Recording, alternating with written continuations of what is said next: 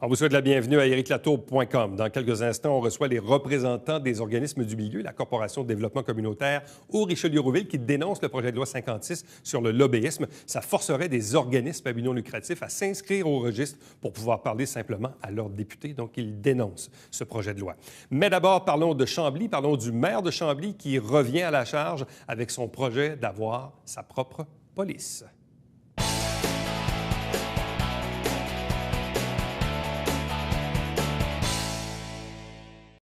Faisons maintenant la mise à jour de certains enjeux du côté de la ville de Chambly avec le maire Denis Lavoie. Bonsoir et bienvenue.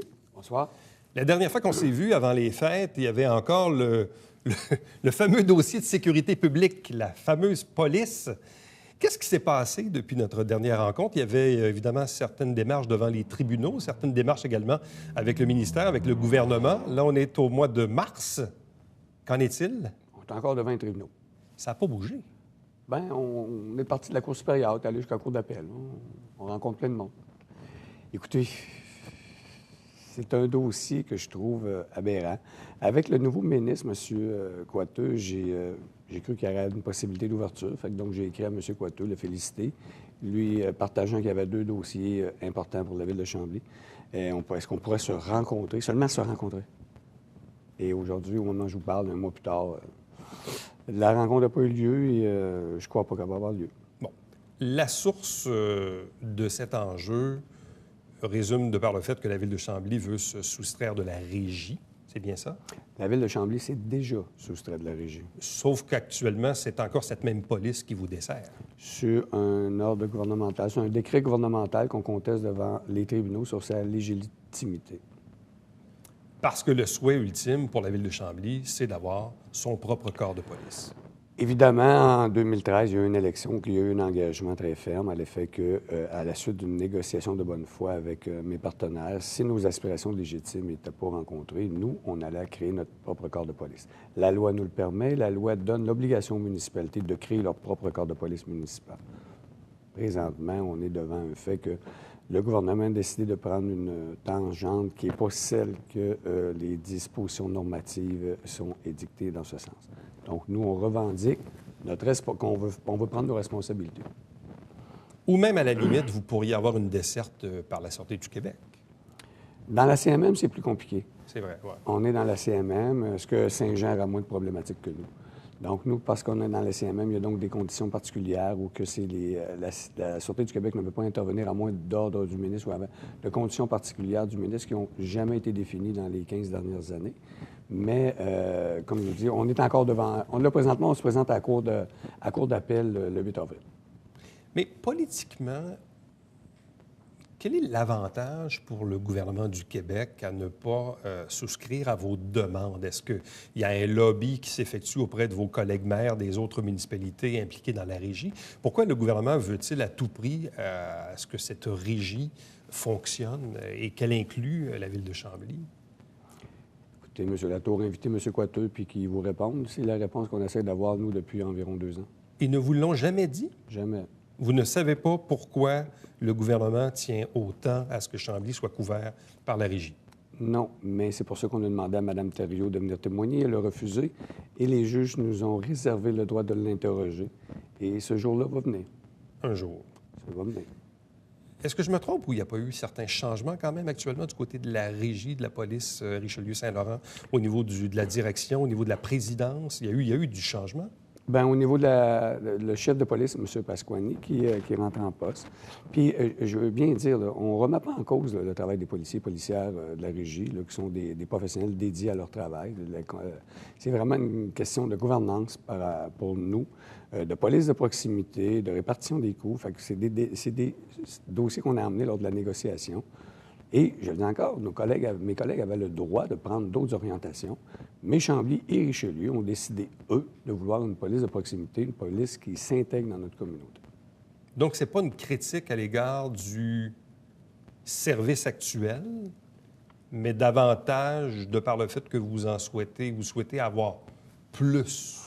Bien, premièrement, je pense qu'au niveau des coûts, on va être capable de rationaliser nos coûts. Vous savez, la ville de Chambly, pour les villes de 25 000 à 50 000, on sort comme étant la ville la mieux gérée par les hautes études commerciales. nos services municipaux sont de 22 en bas de la moyenne nationale. Je crois sincèrement qu'on va être capable d'économiser entre 500 et 600 000 par année sur notre région. C'est énorme. Énorme. Sur un budget total de? 5,5 millions. Et si Richelieu vient avec nous, on va être près de 7 millions. Mais comment peut-on économiser autant? C'est une question d'échelle. Dans une régie, vous êtes obligé d'avoir un directeur, vous êtes obligé d'avoir une comptable, vous êtes obligé d'avoir un directeur des achats, moi, une directrice de personnel. À l'intérieur de la ville, j'ai déjà une directrice des ressources humaines, j'ai déjà une trésorière. Les véhicules, on s'en va au garage. Alors, moi, j'ai déjà un garage municipal. Donc, ça va être des économies d'échelle qu'on va être capable d'aller chercher. Parce qu'actuellement, la police vous coûte combien à la ville de Chambly? Ça nous coûte une quote-part d'environ 4,3 millions, plus on anticipe que la ville de Chambly va donner près de environ plus ou moins $1 million en amende sur son territoire. Bon. Donc, la prochaine date, c'est bien sûr, donc vous dites quoi, au mois d'avril? Au 8 avril, écoutez, c'est très technique là, au niveau du droit. Ça va être ce qu'on appelle en appel sur une requête en inopposabilité du décret de l'ancien ministre Moreau à titre de ministre des Affaires municipales. Si l'inopposabilité nous est accordée par la Cour d'appel, ce que je dis bien si, à partir de ce moment-là, ça va être l'article 80 de la loi de police qui va s'appliquer et ça va être la Sûreté du Québec qui va venir patrouiller les rues de Chambly. Le temps que la ville de Chambly forge son propre corps de police? Exact, exact. Mais là, présentement, donc, vous ne siégez même plus à la régie de police? Disons que notre siège est là, mais je n'y vais pas. Il est vacant. Disons qu'on ne peut pas demander l'inopposabilité. On ne peut pas dire qu'on n'est plus dans la régie et aller siéger, prendre des décisions et récolter la perdime que, sur le conseil, comprenez-vous, il y aurait une dichotomie intellectuelle qu'on ne suit pas. Donc, on verra la suite dans les prochaines semaines. Exact. Autre dossier, celui-là de travaux qui vont se tenir au cours de l'été. Intersection de Périgny et Fréchette, ce qui est quand même une intersection très fréquentée du côté de Chambly. Donc, les travaux consistent en quoi? Vous avez parfaitement raison, c'est ce qu'on appelle une intersection, on peut dire, majeure. Donc, on a la 112, qui est une route qui est sous la juridiction du MTQ, du ministère des Transports du Québec. Et nous avons le boulevard Fréchette, qui est, dans notre langage qu'on appelle, dans le langage municipal, ce qu'on appelle une collectrice. Donc, c'est le boulevard qui part de la 10 et qui va traverser toute Chambly pour s'en aller jusqu'au boulevard Périgny, qui est la 112. Donc, il y a un achalandage, un surcroît de circulation. Et donc, nous, sur notre boulevard, autrement dit, sur les intersections qui sont sous notre juridiction, on va reformater pour aller à 3 voies. Ça va nous coûter 700 000 et on va avoir une fluidité de circulation parce que notre centre commercial majeur est situé à cet endroit. Bon. Et ça, donc, ça va se tenir en cours d'été. Ça va durer combien de semaines? Écoutez, si les travaux vont bien, on peut parler de 4 semaines. Et quels seront les impacts sur la circulation durant les travaux? Écoutez, les impacts qui ont été évalués par les professionnels, on va le faire durant la période de la construction. Et c'est cette période qui a le moins de transferts, autrement dit, le moins de gens qui s'en vont travailler. Par définition, on est dans les 2 semaines des vacances. Les gens sont plus dans le chalet ou sur la côte est américaine. Donc, il y a moins de déplacements. On espère et on est ciblé qu'il va y avoir moins d'impact négatif. Mais lorsque vous êtes dans des fermetures et du resurfaçage, c'est clair qu'il y a des entraves qui sont en place. Je pense que vous l'avez vécu. Vous en avez vécu encore? Oui, tout à fait, oui. Puisqu'on parle de travaux, on le sait, la semaine dernière, nous, on recevait à l'émission Luc-André Mercier de Parc Canada, parler du 38,2 millions d'investissements parmi toutes les installations de Parc Canada. Mais actuellement, même, il y a des travaux du côté de Chambly, au niveau des écluses 1, 2, 3, non loin de la logette.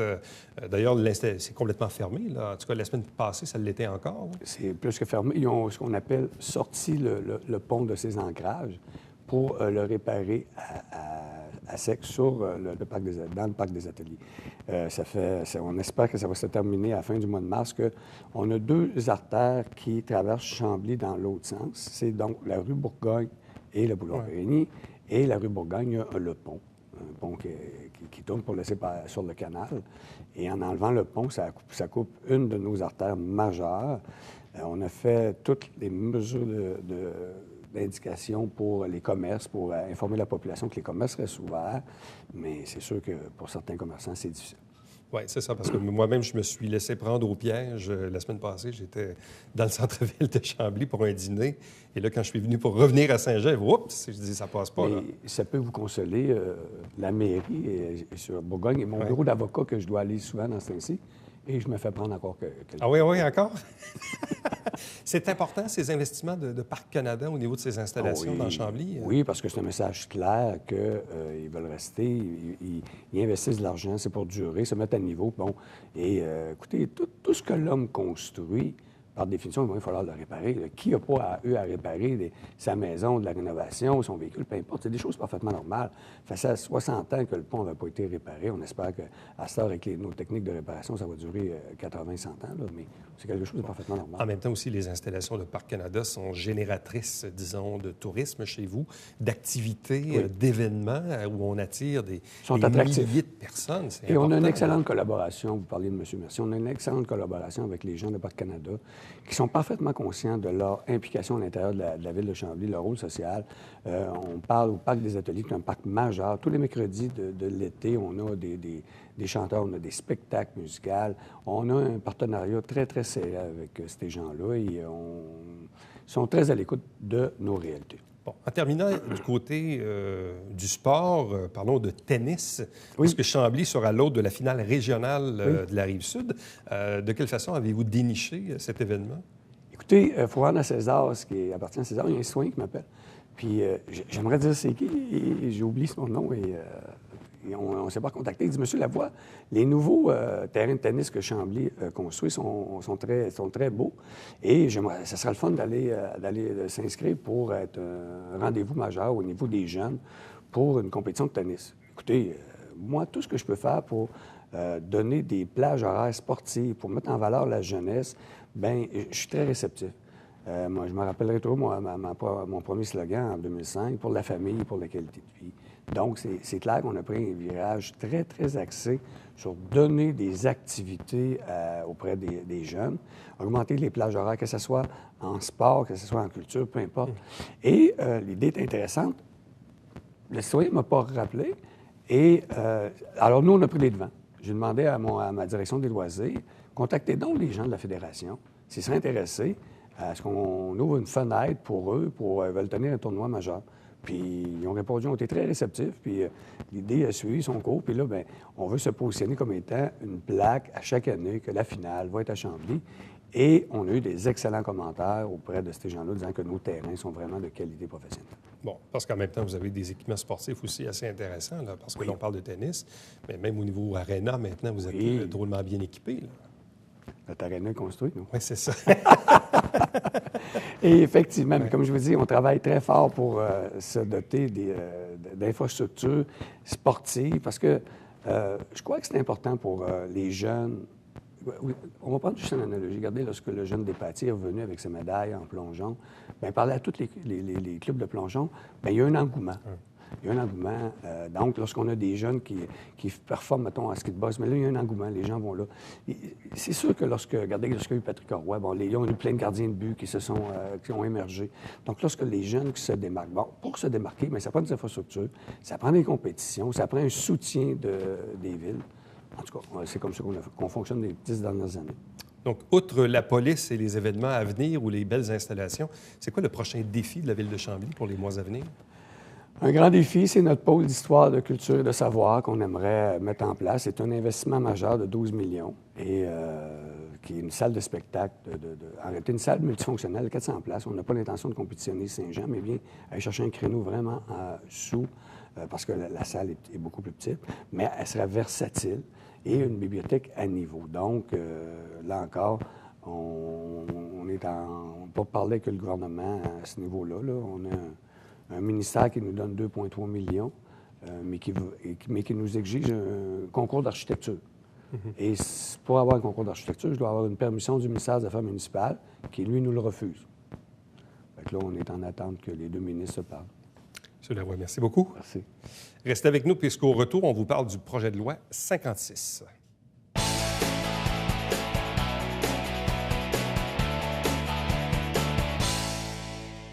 Salut, ici Alexandre Baudouin. Et François Trépanier. François, cette semaine à Sport Express, on parle entre autres de golf. Oui, avec Sylvain Patry du Club de golf international 2000. Et toi, Alex, on parle de hockey? Exactement, ce sont les séries dans la Ligue nord-américaine de hockey. On en parle avec Robert Legault. Ne manquez pas ça.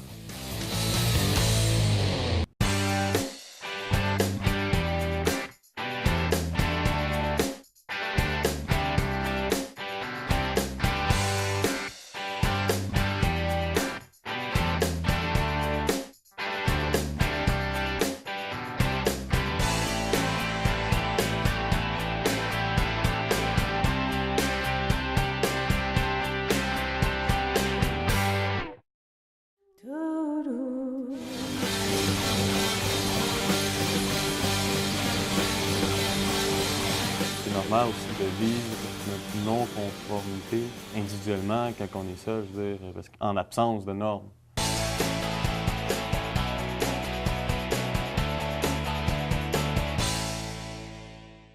Parlons maintenant du projet de loi 56, loi sur la transparence en matière de lobbyisme, dénoncé ici même par le député de Saint-Jean, mais également par la Corporation de développement communautaire au Richelieu-Rouville. On vous présente nos deux invités. D'abord, Nathalie Grenier, qui en est la directrice générale. Bonsoir. Bonsoir. Accompagnée de la présidente de l'organisme, Sylvie Boucher. Bonsoir et bienvenue. Pour que les gens comprennent bien, c'est quoi l'enjeu du projet de loi 56 pour un organisme ou les organismes que vous représentez? Bien, en fait, le plus gros enjeu, je dirais, c'est toute la question de la... Là, ce que le gouvernement veut, c'est avoir une plus grande transparence. Ce qu'on a déjà au niveau des organismes, puisque en matière de reddition de comptes, on a déjà beaucoup de choses qu'on fait.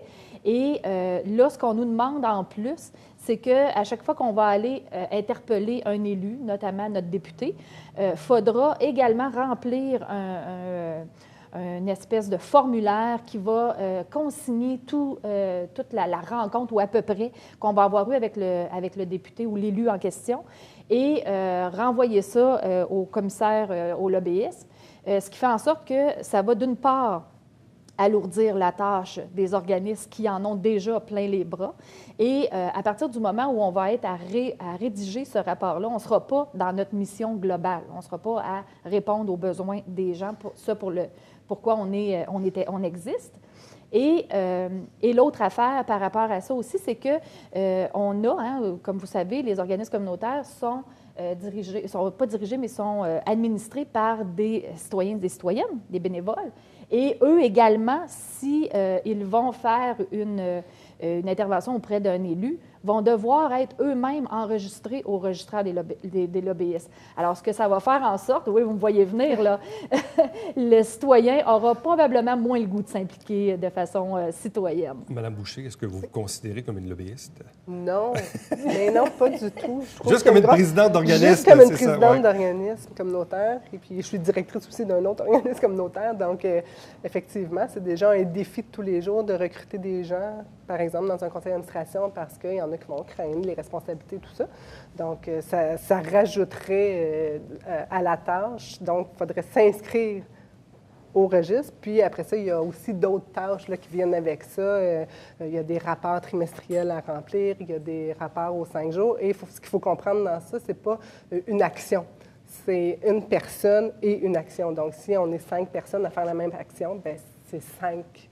Il faut le remplir 5 fois, là, ce rapport-là, et l'envoyer au... Est-ce que c'est un peu... Parce que je comprends que politiquement, puis on est dans une ère où on souhaite de la transparence. Je pense pas que personne n'est contre l'idée.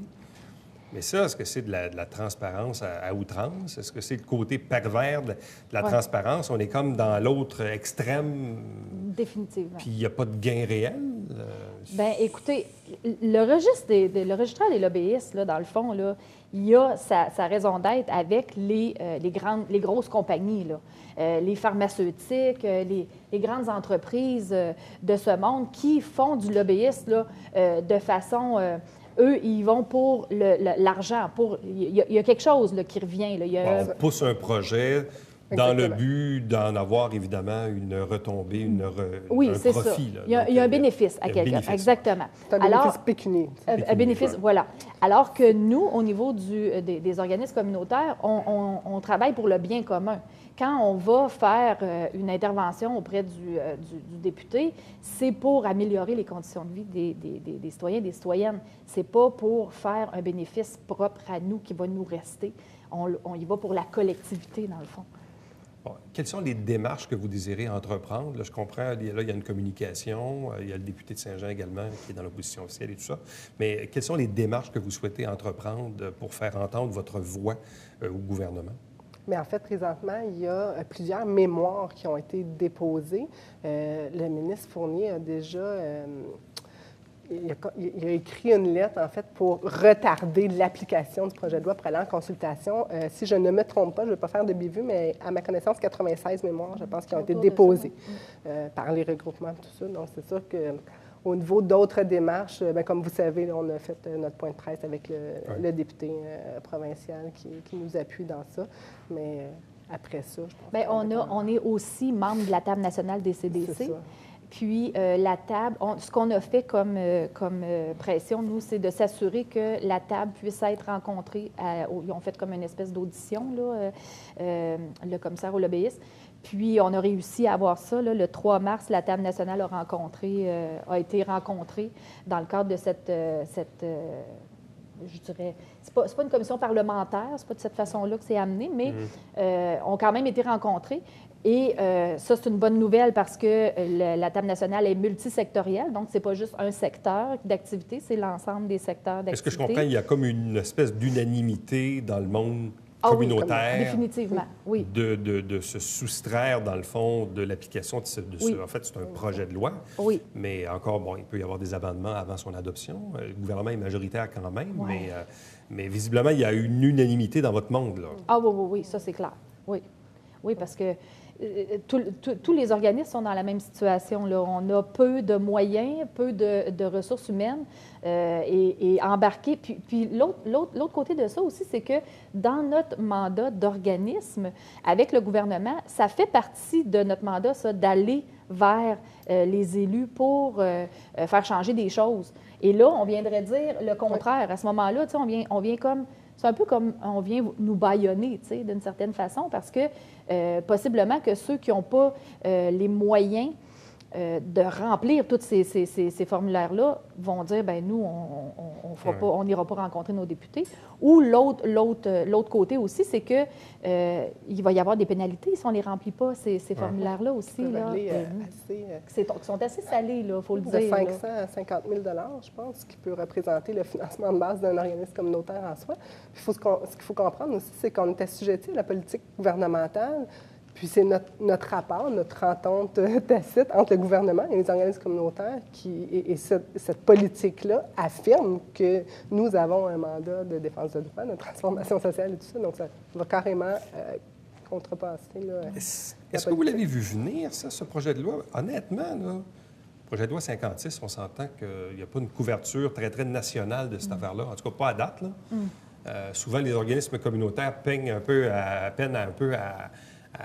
se faire entendre sur les tribunes. Là, à moins, si vous descendez 10 000 sur la colline parlementaire, là, vous allez faire les nouvelles une journée.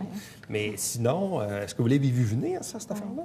Bien, ça fait déjà presque au moins une bonne année là, que c'est dans le collimateur, parce que l'année passée, nous, en rencontre nationale, on avait entendu parler, on nous avait apporté cette information-là de dire soyons à l'affût parce qu'il y a quelque chose qui s'en vient.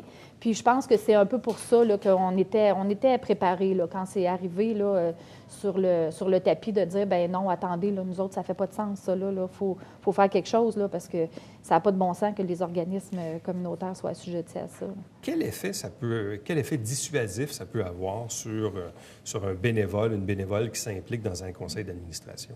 En fait, c'est une charge supplémentaire de travail, puis c'est peut-être la peur aussi de dire, bien, si je ne fais pas correctement, parce qu'on s'entend que toute cette paperasse-là à faire, c'est pas le bien commun de tous nos bénévoles, c'est pas tout le monde qui est à l'aise avec ça. Et là, si tu fais une erreur, est-ce que je vais avoir les amendes? Tu sais, la peur de l'amende aussi, parce que, oui, c'est ça, c'est une amende financière. Donc, ça pourrait faire en sorte que les bénévoles iraient jusqu'à même plus s'impliquer à l'intérieur des organismes. Oui. Parce que ça fait partie de leur mandat. Nos présidents d'organismes communautaires sont souvent là quand on rencontre nos députés ou quand on va pousser des lois. Puis, ce qu'il faut dire aussi, c'est que nous, on a tout intérêt, justement, on parlait de transparence tantôt, on a tout intérêt à ce que ça soit connu. C'est ça qu'on veut quand on rencontre nos députés. On en fait des points de presse. Donc, être assujetti à cette loi-là comme lobbyiste, alors qu'on est déjà transparent puis on veut déjà se faire connaître. Donc, les communications entre un organisme et un député sont, mis à part les communications privées, mais le sujet, lui, est toujours de nature publique, là. Bien, dans notre cas, oui. Quand vous appelez au bureau du député, c'est rarement pour autre chose que de dire, bien, on a besoin de ceci, on a besoin de ça, on veut vous sensibiliser à tel problème. Oui, bon, tout à fait. Non, c'est ça, exactement. Ou pour accompagner une famille qui a des besoins spécifiques. Ou pour Et le gouvernement, je présume que le gouvernement veut passer ça avant l'été probablement, ce projet de loi-là? Ça, c'est une bonne question. Ça, je ne sais pas. Tu vois, ça a été les consultations là, qui ont été faites, qui se terminaient. Je pense que le 3 mars, c'était pas mal dans les derniers. Ça ne devait pas être en janvier. Je pense que l'objectif était de passer en janvier. Puis Oui, c'est ça. Là, il y a eu après, comme... on n'a pas une nouvelle sur les délais.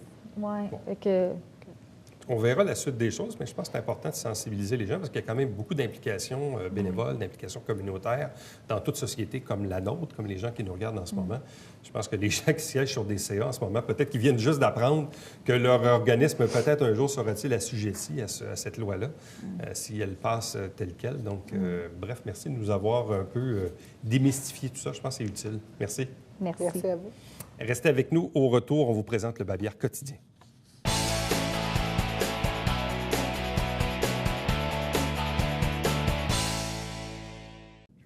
La Ville de Saint-Jean-sur-Richelieu vient en aide au milieu culturel, notamment via une subvention de 20 000 $ pour le musée du Haut-Richelieu.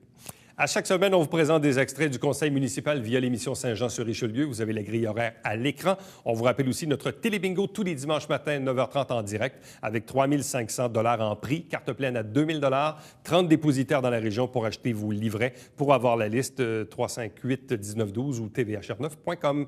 Voici les coordonnées de la télévision du Haut-Richelieu. Pour me joindre, par courriel, Éric Latour en un mot, à commercial-tvhr9.com. Et on vous invite à nous suivre et nous aimer sur Facebook et sur Twitter. Et notre prochain rendez-vous, il est bien sûr demain.